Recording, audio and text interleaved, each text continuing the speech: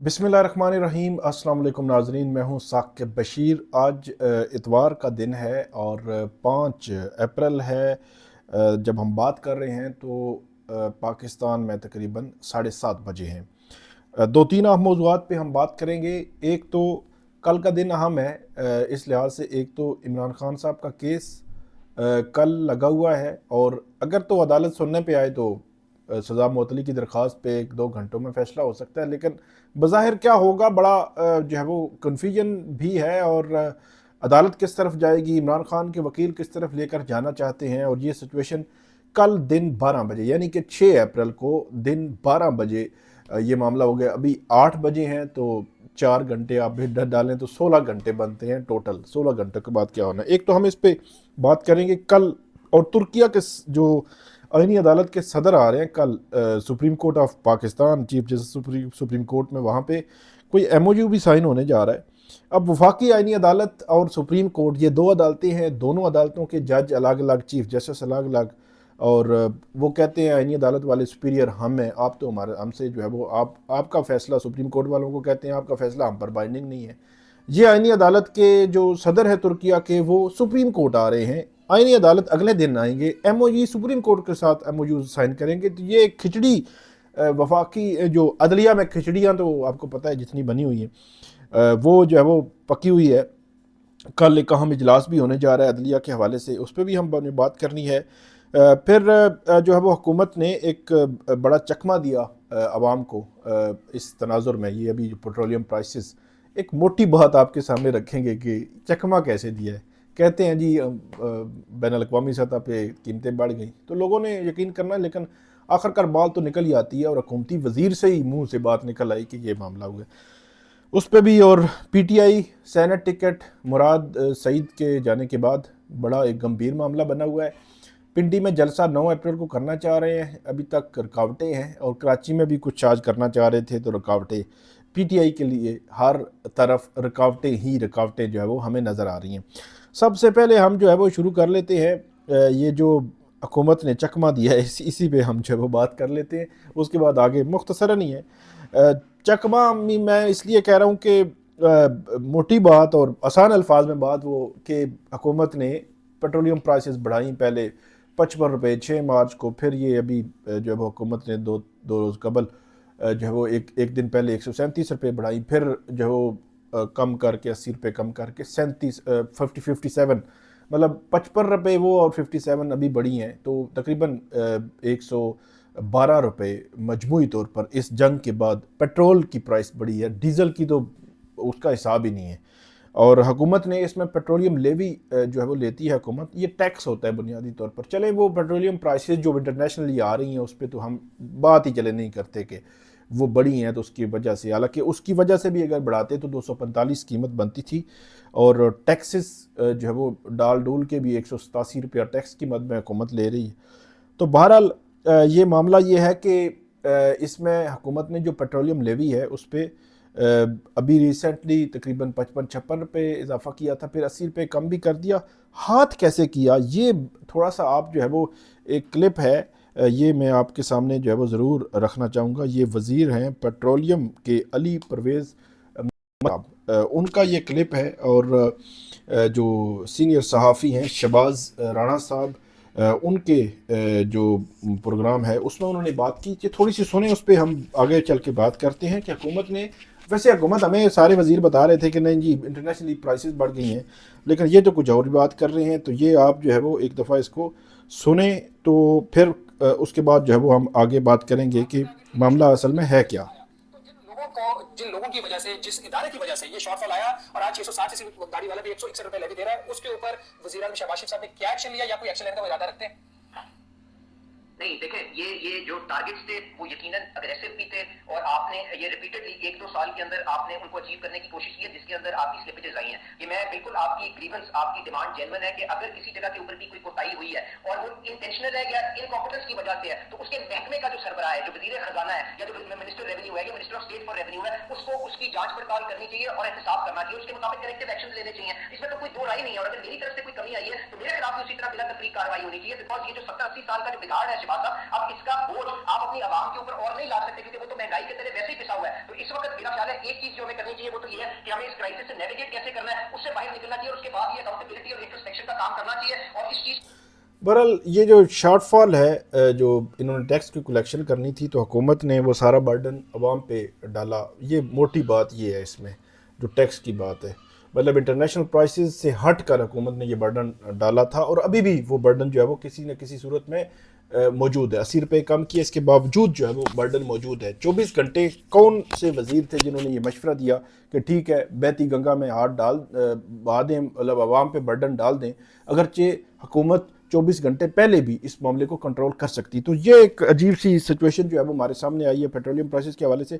आगे बात करते हैं, कल का दिन बड़ा अहम है। इमरान खान साहब का केस कल दिन 12 बजे लगा हुआ है चीफ जस्टिस सरफराज डोगर और जस्टिस मोहम्मद आसिफ साहब के बेंच में, और इसमें पिछली समात पे ये कहा गया था कि बैरिस्टर सलमान सफदर साहब अडियाला जेल जाएंगे, इमरान खान और बुशरा बीबी से मिलेंगे, उनसे पूछेंगे कि आपकी सज़ा मुअत्तली की दरखास्तें इस्लामाबाद हाई कोर्ट में पिछले 10-12 माह से पेंडिंग है। सज़ा तो अगरचे 15 माह पहले हुई थी, तो अब जो है वो हाई कोर्ट कह रही है और नैब भी कह रही है कि आपकी अपीलों पर दलाइल दें। तो सलमान सफदर साहब को कहा गया था, तो वो मुलाकात ही नहीं हुई। तो अंदाज़ा आप लगा लें कि जो हमारी अदलिया है उसके फ़ैसलों का, उसके ऑर्डर्स का वक़ार क्या है। बहरहाल अदलिया को भी इस चीज़ का ख्याल नहीं है। हम तो यही है कि याद दिलाते रहते हैं कि ये मामला है, अदलिया जो है वो इसको देखे, उसका वक़ार दाव पे लगा हुआ है। सलमान सफदर साहब की मुलाकात नहीं हुई 31 मार्च से 6 अप्रैल के दरमियान।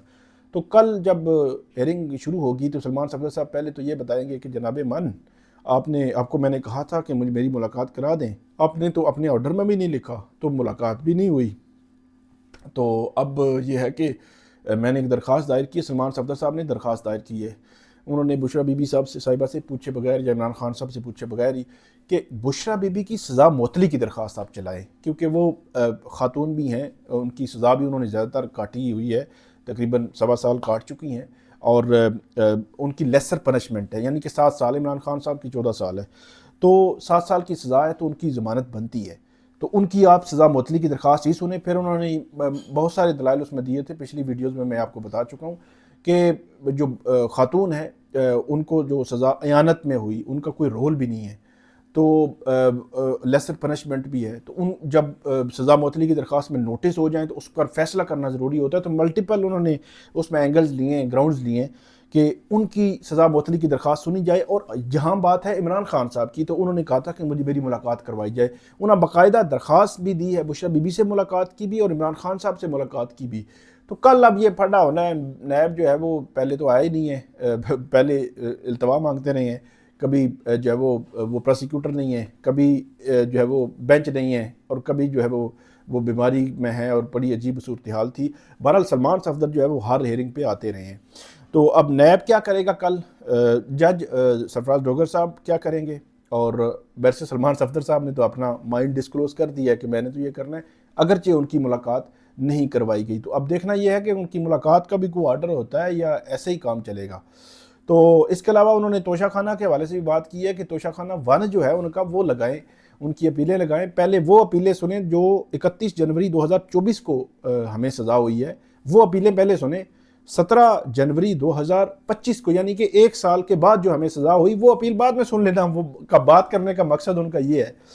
तो वो मामला भी कल जो है वो ज़ेर बहस आ सकता है। तो ये है सिचुएशन कल की। तुर्किया के सदर आ रहे हैं, ये आइनी अदालत के सदर हैं। कल सुप्रीम कोर्ट ऑफ पाकिस्तान में सुप्रीम कोर्ट और वफाकी आइनी अदालत के दरमियान इख्तियारात का जो चल रहा है मामला, तो वफाकी आइनी अदालत तकरीबन हर हफ्ते ही एक ऑर्डर में लिख देती है कि हमारी जो जजमेंट्स हैं ना वो सुप्रीम कोर्ट पर बाइंडिंग है और सुप्रीम कोर्ट की हम पर नहीं है। हर हफ्ते याद कराते हैं। तो बहरहाल दूसरी तरफ याहिया अफरीदी साहब भी पूरी कोशिश में है कि जनाब सुप्रीम कोर्ट भी रेलेवेंट रहे, सुप्रीम कोर्ट सुपीरियर रहे। हालांकि सुपीरियर अब वफाकी यानी अदालत ही है, और इसमें ज़ाहिर सी बात है हिस्सा पूरा सब ने डाला है, और याहिया साहब का भी पूरा हिस्सा है सुपीरियर से एक स्टेप नीचे सुप्रीम कोर्ट को लाने में। बहरहाल उसको सुपीरियर रखने के लिए वो कोशिशें कर रहे हैं। MOU कल साइन हो रहा है। ये जो जमहूरी तुर्किया की आइनी अदालत के आला सतही वफद जो है वो वहाँ पे आ रहा है, और उसमें जो सदर हैं वहाँ की आइनी अदालत के वो भी आएंगे, और इसमें लंबा चौड़ा लिखा गया है, उनका विज़िट भी होगा और उसमें आखिर में ये बात लिखी गई है कि ये दौरा सुप्रीम कोर्ट ऑफ पाकिस्तान की उन वसी तर कोशिशों का हिस्सा है जिनका मकसद एक जदीद, मौसर और अवाम दोस्त निज़ाम इंसाफ को फ़रोग़ देना है, जो बैनुल-अक़वामी बेहतरीन तरीक़ाकार से हम आहंग हो और अवाम के एतमाद और इंसाफ तक रसाई को मज़ीद जो है वो मजबूत बनाए। इसमें जी सारे चीफ जस्टिस होंगे, हाई कोर्ट्स के चीफ जस्टिस साहिबान, वफाकी वज़ीर होंगे, बराए कानून और इंसाफ अटॉर्नी जनरल होंगे, सेक्रेटरी वज़ीर कानून होंगे और वजारत कानून और इंसाफ, सेक्रेटरी वजारत खारजा, ज़िली अदलिया के जजेस साहिबान और वकला बरदरी के नुमाइंदगान भी इसमें शामिल होंगे इस तकरीब में। ये आला सतही एक तकरीब सुप्रीम कोर्ट ऑफ पाकिस्तान में होने जा रही है। तो अच्छा, ये एक और मामला आ गया। तो ये तकरीब जो है, हो सकता है कल सिचुएशन ऐसी बने कि कल उसी टाइम पे तकरीब हो जिस टाइम पे ये इमरान खान साहब की समाअत है, तो ये फिर समाअत कल मुलतवी ना हो जाए। तो ये भी एक ख़दशा मौजूद है मेरी नज़र में। अब इसमें देखना होगा कि टाइम इकट्ठा अगर आ गया 12 बजे, अगर 12 बजे के आगे पीछे वो तकरीब सुप्रीम कोर्ट की भी हुई और ये भी जो है वो यहाँ पे समाअत तो 12 बजे है, तो फिर समाअत ही मौखर होगी, तकरीब तो होनी है। तो इस वजह से तकरीब जब वो इसको कर सकती है, मुतासर कर सकती है इमरान खान साहब की समाअत को भी। इसके अलावा जो मामला है वो पीटीआई के सेनेट टिकट मुराद सईद साहब का, उनको नाअहल करार दिया, टिकट ख़त्म हुआ उनकी सीट, तो उसकी जगह पीटीआई के अंदर बड़ी जो है वो खैंचतानी चल रही है। उनकी पार्लिमानी कमेटी, तो उन्होंने 10 रुकनी बनाई है। आज जुनैद अकबर साहब ने कहा था कि जो सेनेट का टिकट लेना चाहता है नाम अपना लिखवा दे। बहरहाल वहाँ पे बड़ी खैंचतानी है। माजी में तो इमरान खान साहब फैसला कर देते थे, वो किसी ने अगर बनना है वज़ीर आला या सेनेटर बनना है, लेकिन अब की बार सिचुएशन मुख्तलिफ है। पहली दफ़ा पीटीआई के जो बाहर है कि इमरान खान साहब से कोई रब्ता नहीं 2 दिसंबर से ऑनवर्ड, तो अब कोशिश ये है कि वहाँ इमरान खान साहब से ये रब्ता करके तो उससे वहाँ से अप्रूवल ले लेते, लेकिन अप्रूवल ना होने की वजह से अब पीटीआई की जो बाहर बैठी पार्लिमानी पार्टी है या कमेटी है, उसने फ़ैसला करना है। तो खैंचातानी बहुत ज़्यादा है, पीटीआई के अंदर इख्तलाफात तो बहुत ज़्यादा है। एक तो इमरान खान साहब की रिहाई के लिए वो कामयाब नहीं हो पा रहे, ना मुलाकातों के लिए कामयाब हो पा रहे हैं, लेकिन अपने आप में एक दूसरे की जो है वो टांगें खींचने में बहुत माहिर हैं। एक और बात, जो कराची पिंडी जलसा के हवाले से 9 अप्रैल का ऐलान किया हुआ है, ये हमारे सोहेल खान अफरीदी साहब ने ऐलान किया था पीटीआई ने, तो वो भी देखना है कि जलसा पिंडी का 9 अप्रैल यानी कि कल 6 अप्रैल है। अभी तक जो वहाँ पे दरख्वास्त दी गई थी डिप्टी कमिश्नर इस्लाम रावलपिंडी को कि लियाकत बाग में जलसा करना चाहते हैं, उसकी इजाज़त अभी तक नहीं मिली और बज़ाहिर इजाज़त मिलती नज़र भी नहीं आ रही।